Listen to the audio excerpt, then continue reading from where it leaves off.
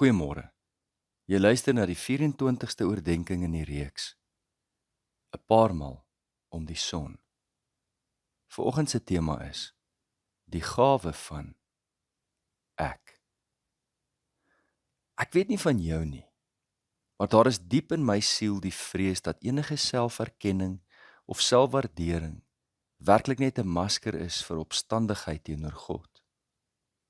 Selfvoldaanheid, egoïsme. Wanneer iemand vir my 'n kompliment gee, is ek soos iemand wat 'n warm patat probeer vang. Ek weet nie wat om daarmee te maak nie. Gooi ek dit neer, beledig ek die gewer daarvan. Aanvaar ek dit, lyk dit of ek instem tot die verdienstelikheid daarvan. Wat verklap komplimente van die waarde wat ons het in ons eie oë?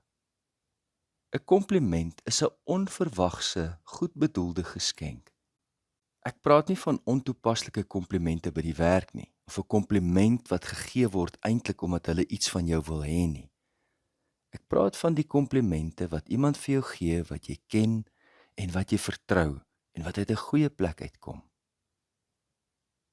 'n Kompliment is 'n onverwagse, goeie geskenk wat iemand vir jou gee. Dit is woorde wat sê, iets van jou menswees was of is 'n geskenk vir daardie persoon. Dit is dalk iets wat jy gedoen het of wat jy gesê het waaroor hulle dankbaar is. Soms kan komplimente in groot maat kom wanneer iemand impliseer, jy is 'n geskenk. Jy. Terug na die warm patat. Jy het die opsie om onmiddellik terug te staan en die komplimente bedank met 'n verskoning of minimalisering. Jy laat dit op die grond neerval. Nee, wat, dis sommer niks nie. Of, jong, ek is maar net. Maar in die proses gee jy die geskenk eintlik terug vir die persoon. Of jy vat dit en sit dit so eenkant neer en jy sê, ek sal dit later oopmaak. Maar die persoon weet dat jy dit nie gaan doen nie. Die tweede opsie wat ons het, is om dit gelate te aanvaar en baie dankie te sê. Maar as hulle weg is, sit ons dit daar neer waar dit uit die oog uit is. Ons kon dit net sowel in die asblik gegooi het. Die derde opsie is om die kompliment te aanvaar vir wat dit is. In die wete dat iemand anders my woorde, my dade of ek self voor 'n groot waardering het.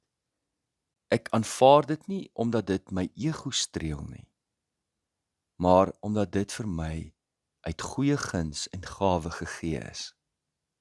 Om te bære in die skatkamer van my hart. Dalk te bære vir 'n onweersdag. Deel te maak van die storielyn dat ek tog in beginsel en uiteindelik tog waardevol is. Dat ek waarde het, waardig is, geliefd deur God, geliefd deur ander. Hier vir 'n rede. In die ganse verhaal van al die reise van al die mense om die son, het niemand nog ooit nie en sal niemand ooit nie jou reis herhaal. Herhaal wie jy is nie. Jy is 'n unieke, onherhaalbare verskynsel in hierdie groot uitspansel. In hierdie reise van ons om die son, is daar genoeg vyandige oomblikke of mense wat my waarde sal aftakel en my sal laat twyfel oor my waarde of plek of nuttigheid of identiteit. Ek het nie nog nodig om dit self te doen nie. En ek kan immers sekerlik die kere wat mense vir my 'n waardering aanbied, nie soos 'n warm patat hanteer nie, maar dit aanvaar en dit te bære. Miskien is dit die probleem, dat ons nie 'n plek het nie, waar ons daardie komplimente kan stoor. Waar is die plek in jou hart, in jou gedagtes, waar jy dankbaar is vir die voorreg om jy te kan wees? Het jy so 'n bak of rak of skatkamer? Is dit reeds binne jou? As dit nie daar is nie, het ons geen plek om komplimente te bære nie. Onthou, die groot gebod is liefde vir God, liefde vir ander en liefde vir myself. Dag Hammarskjöld was die tweede sekretaris-generaal van die Verenigde Nasies. Hoe hy dit geword het, is 'n absoluut aangrypende gebeurtenis op sigself, want dit was kort na die vernietigende verwoestings van die Tweede Wêreldoorlog. Dit kon alleen deur die voorsienigheid van God gewees het, dat dit juis hy moes wees. Van hom het JF Kennedy gesê na sy dood, hy was die grootste staatsman van die eeu. Dag Hammarskjöld was 'n nederige man met vaste beginsels en het staande gebly te midde van enorme druk van groot wêreldmoondhede. Maar wat sy fokus was vrede en diensbaarheid. Hoewel hy een van die mees openbare figure in die wêreld was daar 'n kant van hom wat niemand geken het nie. Na sy skielike dood in 1961, toe sy vliegtuig waarskynlik afgeskiet is onderweg na die Kongo, het hulle sy dagboek gevind wat hy reeds sedert 1925, toe hy maar 20 jaar oud was, gehou het. Dit was duidelik uit sy dagboek dat hy diep belese was in die mystieke Christelike skrywers. Daardie skrywers wat daagliks gevra het, hoe leef ek as mens in die teenwoordigheid van God, in gehoorsaamheid in elke aspek van my lewe.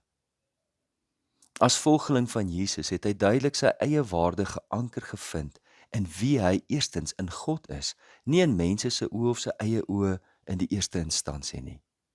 En eers daaruit, wanneer ons besef wie ons in God is, sal ons weet wie ons vir ander en vir onsself is.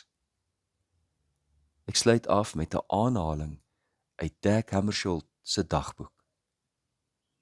You will never discover your unique vocation and deepest fulfillment until you have excluded all those superficial and fleeting possibilities of being and doing with which you toy out of curiosity or wonder or greed, and which hinder you from casting anchor in the experience of the mystery of life and the consciousness of the talent entrusted to you, which is your I.